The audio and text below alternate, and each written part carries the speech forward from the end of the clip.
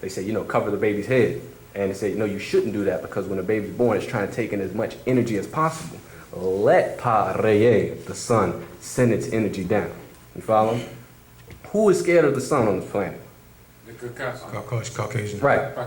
And the Caucasian teaching their religion of their God created the heavens and the earth was without form and void, and God created light. We call that light the sun just for the sake of this conversation. So that light, you see, you fast forward to him creating Adam and Eve, so-called.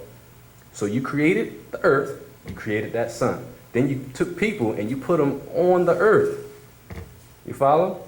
So why would they not be able to naturally live on the planet that you created? Under the sun. And under the sun that you created in the correct conditions.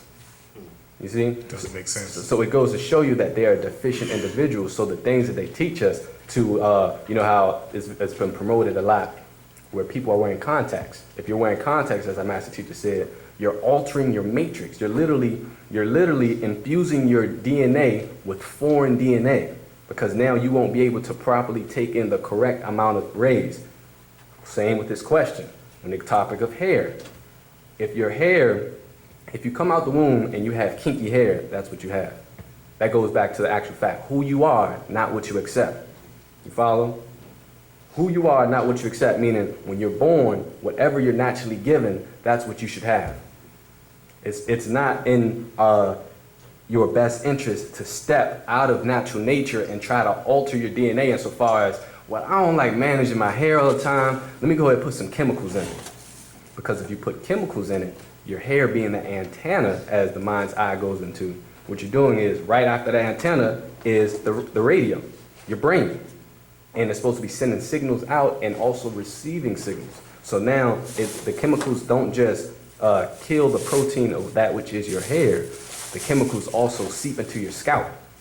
You follow? Especially as, back in the day when you talking about lye and all these perms, which happen to not be permanent, right? You see, that we put into our hairs, males and females. We always try to push it on the females. Dudes, I ain't calling nobody out if you were that dude, if you ain't know no dudes that might have, did the same thing, you see? Because that's the reality. Even to the point of, again, how we're altering our skin. For those who may, watch world news and stuff, the propaganda of the Caucasian is so strong in Africa, certain portions of Africa. They had a illegalized skin lightening cream in Egypt because people were literally bleaching their skin. They weren't even just buying the regular product. They said, let me just go straight to the source. I seen Michael Jackson do it. Let me go ahead and do it for myself. Jamaica, certain islands where people are doing this strong because they're taught to hate themselves. And in hating yourself, you're altering your DNA. And altering your DNA, you're making your children genetically weak. And then by sending them again to the schools, you're making them what? Mentally wicked. So that what you take in your mind's eye, again, it always ties back to sound as vibrations and as light as energy. So again, to the question, it's important to know who and what you are. A master teacher said you want to study yourself, because when you get on the topic of food, that's a volume in itself. Whenever we talk about food, people have all these special questions, but as a blanket, our master teacher said he's not going to write a book on what we should and should not eat. He's not going to write a book. Why? Because we don't listen. That's the first thing. We don't listen. We ask him, and then after he tell us, you see, we still won't listen. So he said what you got to do is, some of it has been mixed in so much that we have a taste for blood meat. Let's be real now. You see, you open up the coffin of a lot of your ancestors, and they show you the images. And if you look at the mummies, if you go online, just do some research, and then you look at the jaw structure, you see it was built for a certain way, or more specifically, you look at the teeth.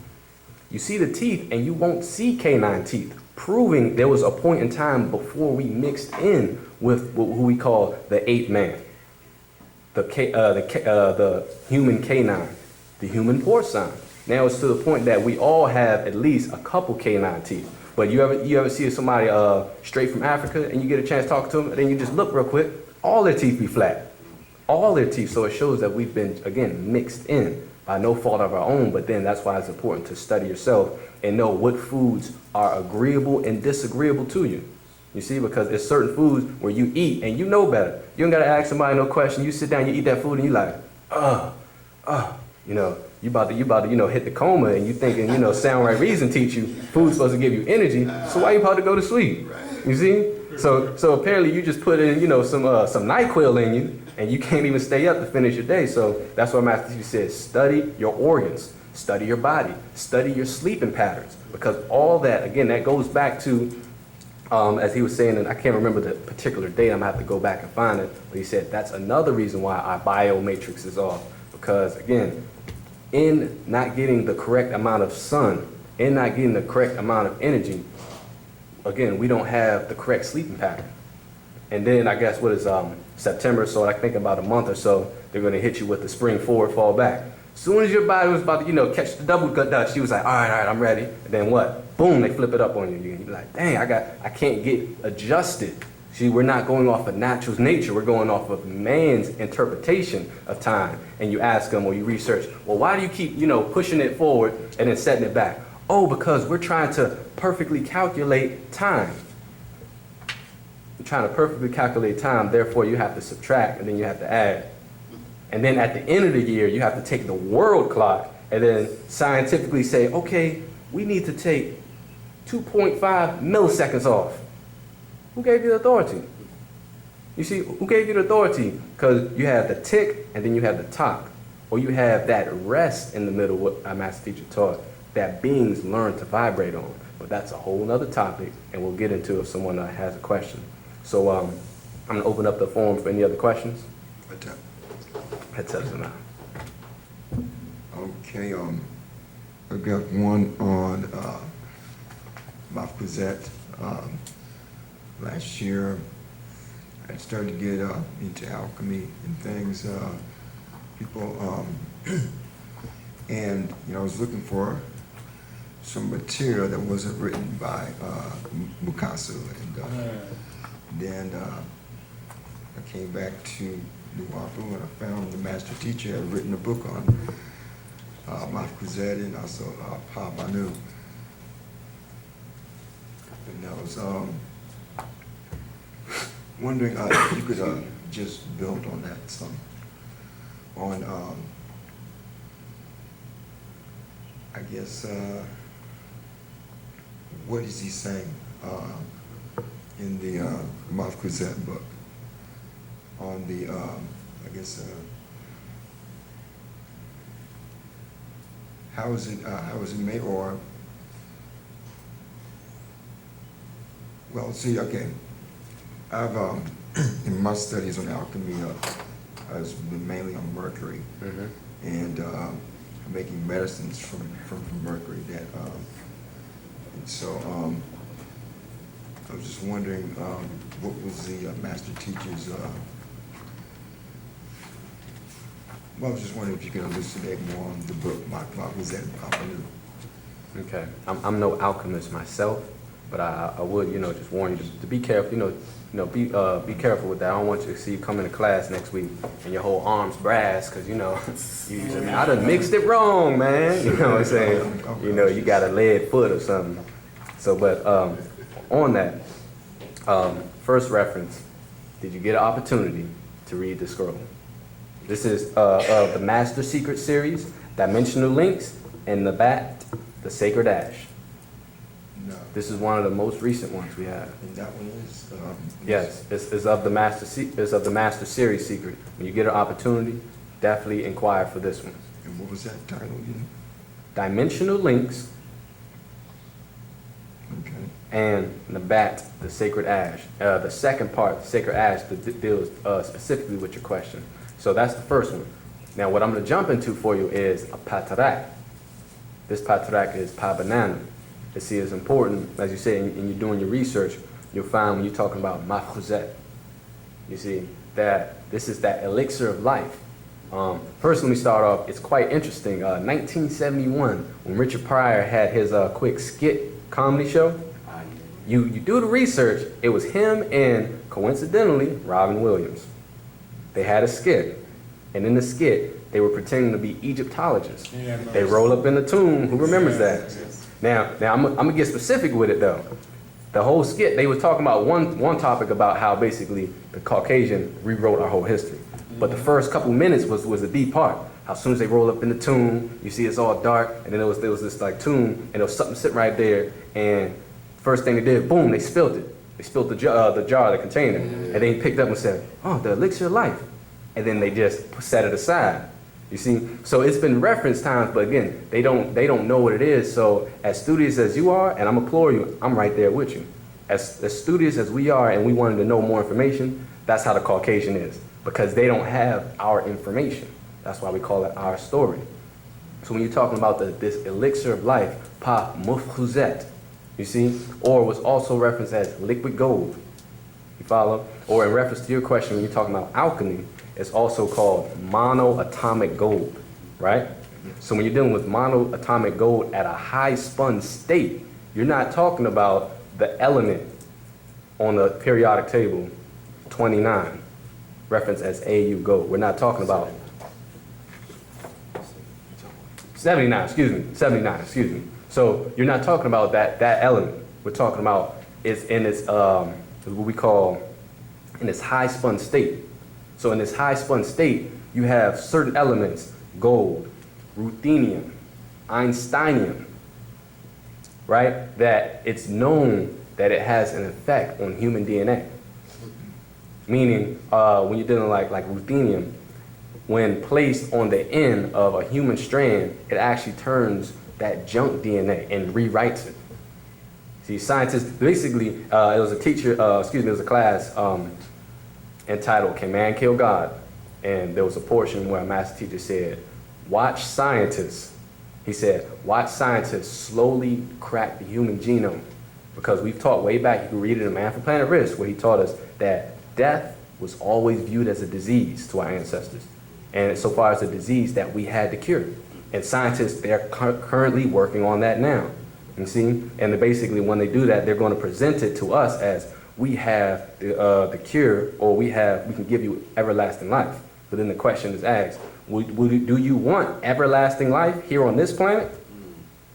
You live forever here and you don't get to transcend. Because that's basically what the Caucasian is giving you insofar as they know they can't transcend and translate. You see, all they do, they stop at 6.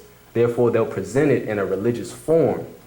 See, back to Mafkuzet, what it does for us as Nagaru, it gives your DNA not an explosion, but more of the popcorn effect. It's called an implosion. And it's going to literally turn your body inside out.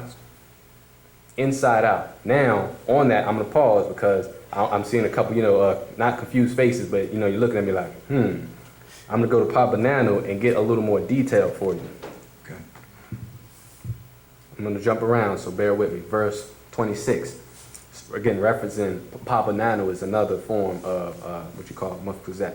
So weightlessness, as well as powder of Highward Firestone, has the capability of raising human consciousness, yet is also a monoatomic superconductor with no gravitational attraction. So don't be fooled by fakers. It's called Ethereum gold, it's gold, Manatu gold, and others, because that happened a couple years back. People was asking, oh, well, I see on Amazon I could buy this guy, he's selling liquid gold. It's like, man, dude, done put gold glitter in a bottle of water, and he about to sell it to you. And it's so people always so quick to jump ahead. You see, so again, that's why I said be careful. Now I'm gonna jump over right here for you. Okay. 26, 29. None of these are Mafkuzet in its real state. Make note, because gravity determines space-time, and the powder is capable of bending space-time because it has a gravitational field of less than 0. Right? You follow me? So you're talking about an exotic matter with a gravitational attraction less than 0, nothingness, yet Takwan, existence. So this is when you're talking about time travel, and the scroll that he wrote called Mafkuzet. And when the question is asked, how are we Wu-nuwaupians going from here and traveling 76 trillion miles and or 76 trillion years, if you're studying, how are we traveling that arbitrary large space-time in such a short amount of time? It's because of this Mafkuzet. Go on.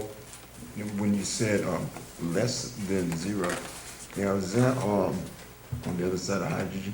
Correct. Okay. See, that poses the question of how can you bend space-time? When we say it's monatomic gold at a high spun state, it was likened unto the experiment of the spokes on a bicycle wheel. You know, you ever fixing your bike, and if you spin it fast enough, it spins, and it almost gives the illusion that it's spinning backwards. You follow me? So that's what this is. All goes back into what we call quantum physics. In quantum physics, that's what became religion, because in quantum physics, you're explaining things on the brim of nothingness. On the brim of nothingness, and so far as we talk about things, now I shouldn't even say things, but that which travels faster than light, because light determines time on this planet Earth. Okay, and that's another question I was reading. You're in the right place. Yes. My brother Extraterrestrial, he was talking about affirmation, how, I guess he gave Gabriel as an example, how he could appear to Mary and then appear to Muhammad, even though they're in different time zones, and give information that was outside of their scope of time. And I guess he was a time traveler, and now with Gabriel, he would have access to this Mafazet. Yes, because in the most recent updates, that's what's interesting that you explained that. He said Gabriel was an extraterrestrial. You know, you get to the reality, and you talk to a Christian, and you go to John chapter, I want to say 10 in John, when Jesus explained to him, I am from above, you are from below. He said straight up, ye are of this world, I am not. And then you get into the meaning of heaven, translating as Orion. And you're speaking to a Christian, and if they study, they would have to accept that. They would have to accept that you're talking about these angelic beings. They're not from this planet Earth. Bottom line. And in this day and time, it's more widely accepted. You see, where when we taught this doctrine again 10 years ago, we were the crazy ones. But now, you know, it's all good because we're in good company. You see. So, but again, in the update, that's what they were explaining about Angel Gabriel. He was actually an extraterrestrial. That's why he had such advanced technology, such as, you know, time traveling. And so, but it's important to know you have like scrolls like the Supreme Mathematics that goes into that. Certain ones I went off the top of my head. First one I'm thinking about is you have the Melanite children.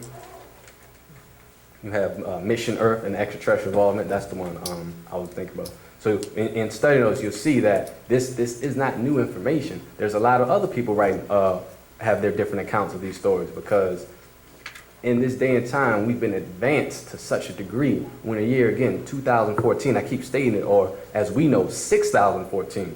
When the year 6014, you know, if you had to sit down with your great-grandfather, if he was alive, and or your great-grandmother, great-great, and you're sitting down with him and you had to explain to him, not just show him, if you had to explain to him what is a phone, you're an extraterrestrial.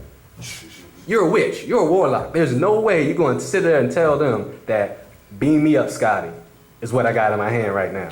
I'm able to talk to, and now I don't see everybody like me, I'm hurting. But some people, they got the phone where you call somebody, their face pop up. You got Skype and you can talk to them, you see their face.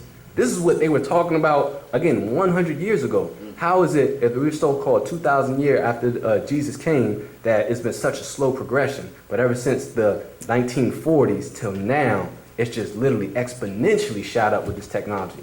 As our master teacher explained to us, we're in the dimensional shift. And we're at a point where there's so many extraterrestrial involvement to this planet that basically they're trying to advance our brains so we can basically, how do you put it? They're trying to advance our brains so when that transition takes place, we won't go insane. You see? That's why now it's literally to the point that you get a new phone. I got that Galaxy 5. As soon as you get it, you be like, yo, I got a Galaxy 5. Man, 6 about to come out. And it's always put down as soon as you get the newest piece of technology, it's old within 6 months because they're advancing us that quickly.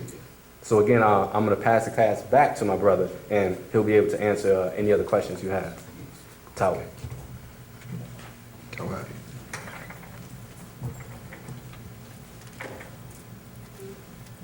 That's it. That's it. All right, we got another question. We're on our viewer, brother named Salam Green. and he asked, according to what you say, Doc, the master teacher, has been teaching for like the last 40 years, and we know this doctrine, that also when the master teacher has visits, then something breaks down a lot of stuff, memorized, the sisters memorize from memory. So how can we be sure that we are not going through the school of belief again? Like some people who walk the path of Paul rather than what Yeshua taught, and some live their life by the hadith rather than the Quran. The Wu-nuwaupu taught not to believe, or else we will be like Eve. We need evidence and facts. Can you, I don't know what happened, like in the middle of it. You know, some people write how they talk. Okay. You know, some people really do write how they talk. He said, the master teacher, he said when he has visits, when the sisters go and visit him and they bring back information, he's Right. asking, how can we be sure that, we're not going through the school of belief again? Oh, You know? so he's saying basically, okay. Because we have to trust what they say. How do we know that what they're saying is true? How are we not going through the school of belief again? Right. You know? So he's saying basically, when the updates and everything come up, saying how do we know? Here's the question. Because of course, being Nuwaupians, being that we're walking with the master right now, currently, today is September 19th, 2014. We walking with the master today. Not being, disrespectful to anybody, but we have to remember the master teacher said before, and the brother is 100% correct. That is a brother, right? Yes. That he's 100% correct with what he said about the master teaching us as far as not to believe. That's correct. But within that, he also gave us a formula so that we will be able to test these particular things with experience, evidence, and reason, right? Sure. So the master gave us a formula to be able to weed out different things, to find out whether or not we're believing a thing or whether this thing has sound right reason and whether or not this thing reasons out. You follow? Okay. So many times, just me personally, I used to live in South Carolina, right? I heard when the master said to make a particular move or what have you, or when a suggestion was made, and I made that particular move for myself. When I made that particular move for myself, being that I was involved doing things that I do, within 4 Hour Tribe, that puts me in a position of having experience of particular things, evidence of certain things and everything else. So for instance, a person says, okay, you got people that are out saying stuff like, the master's not even in jail. Yes, I've heard that. We get emails from those people. You have people who say all these different things, and I would say, well, first off, I would have to ask them, well, where are you right now? You follow? Because we're in a constant fight, constantly fighting to make sure that we make it known to the rest of the world that our master teacher is innocent, that our tribe, our nation there has been an international crime that has happened to us as a people, right? And we have to make that known. We're standing out here, we're putting in the blood, sweat, and tears to let that be known, while we have others who are playing on the sidelines, right? So they don't have any sweat in this particular thing. They got no sweat equity when it comes down to what we're putting down here. If a person asks me personally, how do you know? I said, well, I know when I had to drive people to the airport. I know when I had to pick them up. I know all these other things we won't even get into, because since you're not here, it's impossible for you to know. You might be believing me. But here's another side of it. If a person says they've been walking with our master teacher, right? And they've been walking with him through the years, then that means that they would have to understand his style of teaching. Exactly. They understand his style of writing. They'd also understand that the master teacher always brings something new. He's always feeding us something new that nobody else is talking about, right? So what's so deep is people are trying to give so much credit, and there's nothing wrong with giving credit to our sisters, because think about it. If a sister can go up here and then come back off the top of her dome with some of the most dynamic information that has ever been dropped on the planet, then you need to give her some credit. One. The fact of the matter is, if you go and you sat down with somebody to speak with them for 6 hours in a conversation, you're going to remember things. Think about that. I can have a conversation with this brother, it won't even be 6 hours, and if all you got to do is spark particular things, and we'll remember everything. The master teacher taught us when we were going through a period of getting readings from 9, 3, and 9, for all those who know what I'm talking about. He said that we were going to have to be brought to a position to where we would have to learn to take this information in from mouth to ear. So we're getting ourselves into a position by practices that we do of being able to retain information from mouth to ear. So then again, here we are. You've got the master who drops information. He gives new things that you can still go and reference for yourself for many of the things, right? Can I also add to that? Because some of the people Please who do. are saying that were actually people who used to go visit the master themselves. Go ahead. So they're saying that, how y'all know he's in there? Dude, you used to go see him. These are some of the same people I mean, putting stuff out there. No, I mean, this is what I'll say to that. As far as slanderers and things of that nature, I'm not going to go into counter slander, No, you know, I'm because of just putting that. that out there, not even naming any names, but some of the Yeah. people that are doing it, you know, because we've known them for so long, we know when they're online trying to disguise, we know you. Yeah. And like I said, you were there, I was there. You saw certain things, I saw certain things, and I know that you saw. But we also know within all of that, that the master teacher already told us that you were going to have. I remember when I first heard this particular class where he said, most of my soldiers hadn't even come here yet. Yes, I remember that, yeah. You know what I'm saying? He said, you got long timers, you got those who was faithful but not true. You got people who was willing to stick around when it was about believing in the religion. But when it comes down to getting the actual facts, Leaving the religion behind. and leaving all of that religion behind and being able to actually stand on your own too, and then be totally responsible for everything that you do and or don't do. To be God, because that's what he explained that being responsible was and is, right? Some people weren't or may not be, and don't get me wrong. I want to make sure while I'm saying this on YouTube, let it be known, you know, I'm nothing but a student of our master teacher, so I make sure I check my ego right here. The bottom line is this doctrine that you see that we're teaching or we're sharing, right? We're students of this doctrine, so therefore the reason why we remember what we remember is because we're studying diligently, because we know that we need it for ourselves. And as I read these, it reminds me of exactly like when I was reading this particular black book, and he was still amongst us when he wrote this. Let me read this real quick at the end of this introduction. It says, allow you to hear the voice, the sound of many waters, as I convey upon you the degrees that will raise you step by step. You can feel my presence surround you and protect you until through the absorption of these sacred records, you are able to protect yourself and then become a part of the heavenly hosts who are in constant spiritual war against the disagreeable beings. And know without a doubt that success is yours. Let me say, he told us about success. Now embark upon this journey inward and outward at the same time, for the time is now, and you are now ready to want what I have come to give. So, to be totally honest with the particular brother that's asking this question, I'll say two things. One thing is, the master teacher told us that if you're looking for fault, you'll always find it. True. That's one.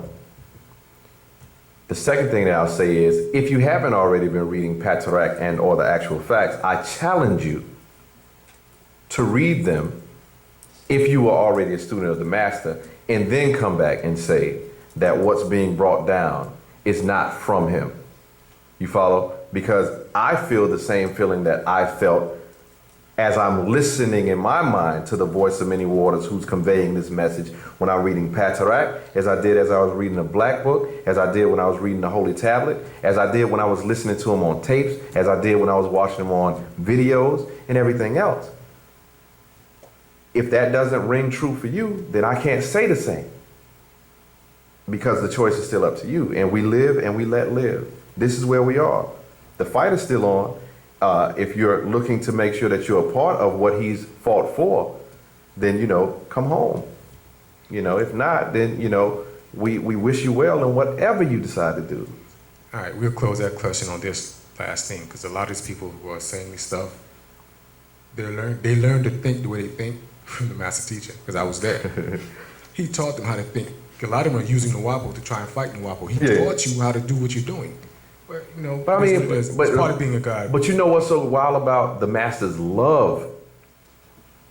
And he said this for all who have heard him, because once again, I mean, you know how crazy it is? For those of us that know, as we're listening to the call that came out, with the master saying his own words in that, for those who know whatever I'm speaking about right now. You got so many people that was on the call who said, wait, that might have been somebody else pretending to be him. That might have been, they might have took snippets of him talking from different classes and put it together. I was like, you gotta go that far? Seriously? No, people are going out their way. No, people go way out of their way. And the thing that we as a tribe have to remember is that's what Sixth Ether is here to do, distract us from what our purpose is. Nobody does that except for ex-Nuwaupians. You don't see that in Nation Islam, in Hebrew No, Islam. I won't, but don't get me wrong. Don't get me wrong. Once again, I'm not going to get on a counter slander tip. All I'm saying is, because it reminds me of Patarak the Diamond every time we get in this conversation, it makes me think about Patarak the Diamond. When the master teacher explains inside of this, look it up on YouTube. It hasn't been printed as of yet. But in Patarak the Diamond, you had two students. Matter of fact, I said it from this class, from here before. In Patarak the Diamond, you had two students who both had a goal. And they came to the master and they wanted to know about diamonds. Right?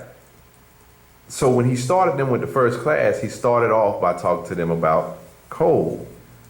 And then he explained to them about carbon.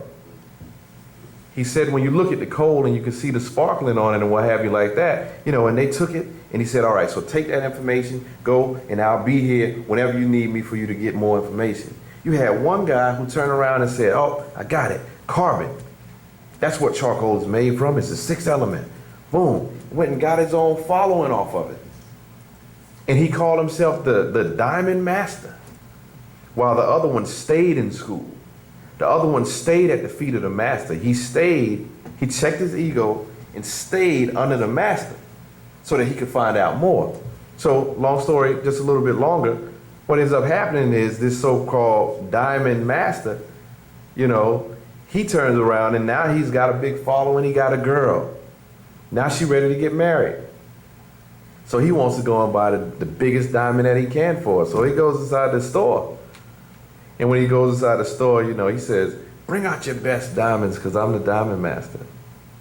And the diamond, what do they call them? A mineralogist? Well, what do they call them inside the store? The store owner was like, all right, I'll bring out the best, whatever. He goes and he brings it out. Boom. And then he was like, yeah, I want that one. He said, that one? He said, yeah, let me get that one.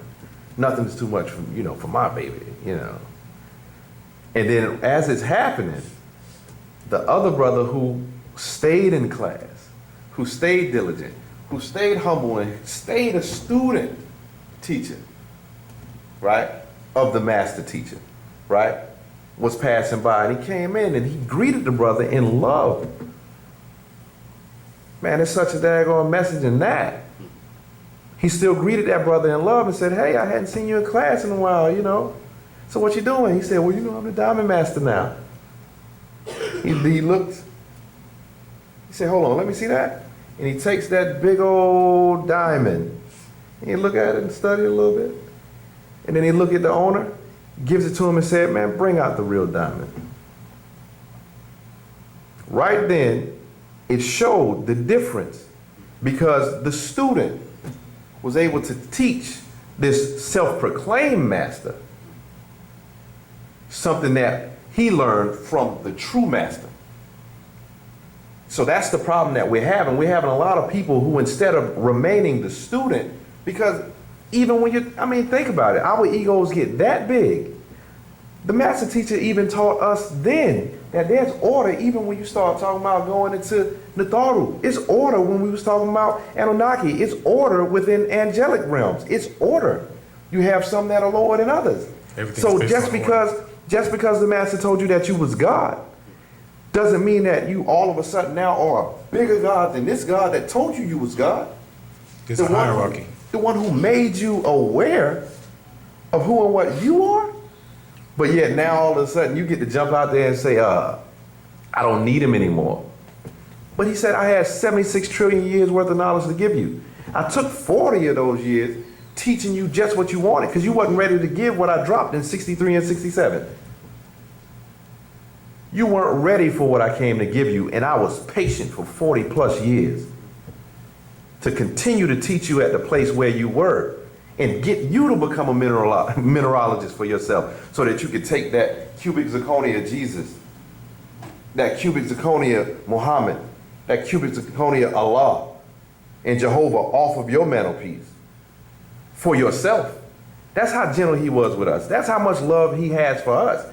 So, you know, if that's how you treat it, once again, the master said what we need for his freedom and our freedom is love and unity. So guess what? Just like he still loves you, we love you too. You know what I mean? That's the reality. And it's hard, but a family goes through that stuff. Because when Baba come home, you still gonna have to bear witness to it. And you can put that in the bank. True that. All right. We can move on to your next question. Yeah. Well said. This is from a prisoner. His name is Amun Bey. He said, I was reading a book called Highlights of the Templar History by William Moseley Brown, which explained how the Christian Templars became Masons. And he gives a quote. The quote is, so as Christian knights, Masons had come across even greater knowledge, wisdom, and understanding during the crusade, whereas they raped the land and plundered the great chambers of mysteries in the East, and yet the problem arose by them Christians that they were winning, yet they couldn't simply stop. Yet they couldn't stop and become Muslims. So secretly they took what they could of Islam and revised it to fit their own needs. He said the Pope was against such learning and had them killed, so they had to disguise their practices. Thus, one of the major reasons they are called the clowns of Freemasonry to this day. See, I would like some information on the Masonic as taught by Malachi Z. Yorkel. Okay. A few things we'll mention.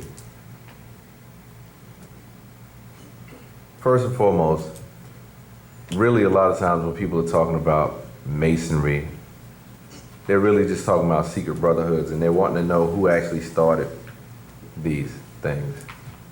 What we'll say, we'll address inside of actual fact number 16, called Birth of Religion. The Master Teacher explains in verse 41 and 42. It says, secret brotherhoods were set up to protect the secrets of our arts. Over them was Pahanutu, a priesthood of men chosen by Amun, son of Ptah himself. Secret sisterhoods were set up to protect the seed of Panatharu here on Ptah-Nun, planet Earth. This secret sisterhood was called Pahatharu. Each was chosen and taught for her physical well-kept body and her mind healthy, wise, strong with good genes. Once this passed on to the Shasu, or Israelites, the priests became the Levites, and the women was chosen from their tribe and the tribe of Judah for the men. Later, this was given in small parts to monks and nuns, and later became the ancient mystical order Rosicrucians, or the Rosicrucian order, or Amorc, of the Rose upon the Cross, which became many suborders down to the Masonic order or Freemasons. Yet, they, the Europeans, were never given the true arts of black magic or alchemy, pachafre. So what we'll say is, because there's so much that could be said and there's so much that won't be said. Can't be said.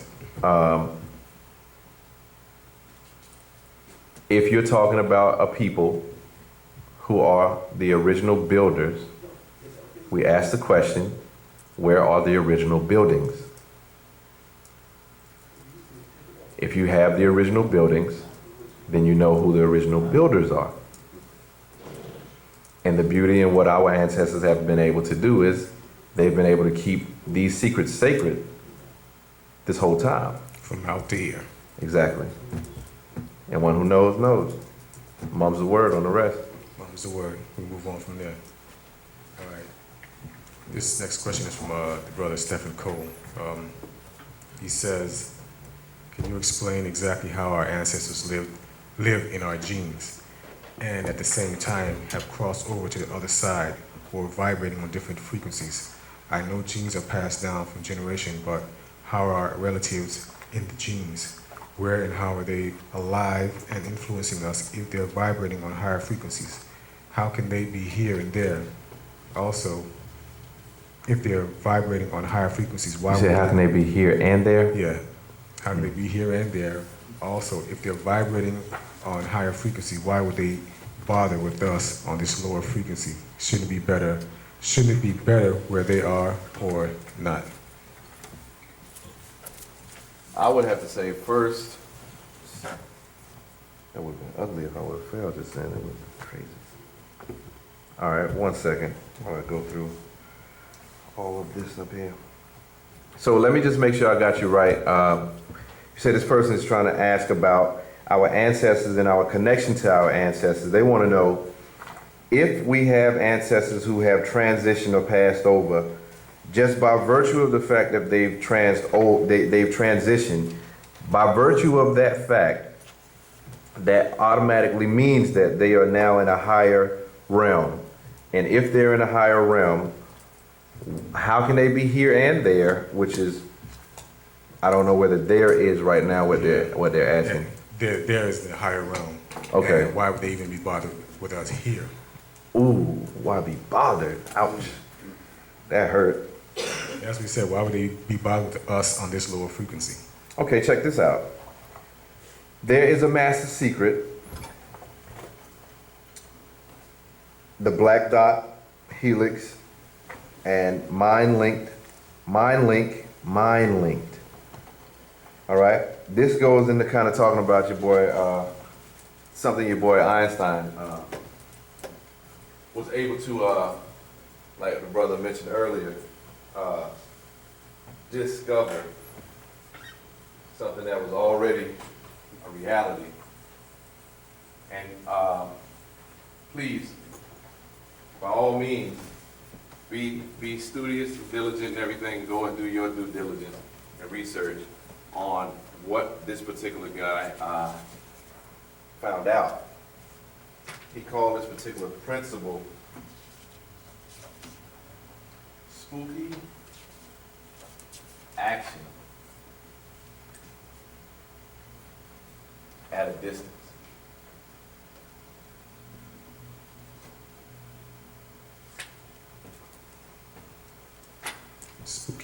Spooky action at a distance. Spooky action at a distance. Inside of mind link, it says, What page is that? I'm going to verse 1. It's page 14 of this particular scroll. Okay. All right. Verse 1. Lekum nuwaupu imum ra karadu. For you Nuwaupians, my beloved children. Einstein revealed to the world this subject that he called spooky action at a distance. It was the fact that how two forms of material matter, two particles of the same tawalat frequencies, vibrate as all matter does. No matter how far separated, even by extreme distance and with no physical connection between them of any physical nature, they still remain connected by an invisible link or qawat, force, that we Nuwaupians call surat, ether, or the ether cord, right? Within that, now that we're talking about frequency, now that we're talking about vibration, we bring to everybody's attention another fact for you to look at, which is called resonance.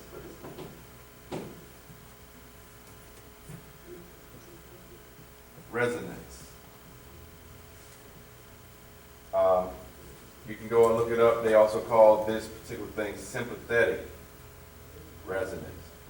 Sympathetic resonance is when, say you, can you give me a, okay, anyway, we'll come back to that. With the resonance, what you're talking about is the fact that two things that are either the exact frequency or at an exact multiple of one another, they are connected by an etheric link we call the sorat, right? You don't have to believe me, you can check it out. You can go and get tuning forks if you like. I can show you with this guitar real quick. But check this out, right? Standard tuning on a guitar is E, A, D, G, B, E, all right? What we're focusing on is the A. Can you hear that good? Can you hear that good? Okay, cool. That's an A, right? Now, all right, check this out. This is an A as well, right? But it's a frequency, it's an octave higher. As the master teacher has taught us, and physics teaches us as just an actual fact, right? I can touch this A here and watch what happens. I just muted it out. But do you still hear the sound? It's not the echo of the guitar. Watch this. Now I'm muting. And you still hear it. Why? It's not any of the other strings except for the A. Why? Because this A, without physically touching it, it just explained here. It says, with no physical connection between them of any physical nature, they still remain connected by an invisible link. No matter how far away they are from each other, right? If you are an exact multiple of that particular thing, this is how you move from this A. If you move in an octave and we say, okay, where I want to do that at? Let's say you go,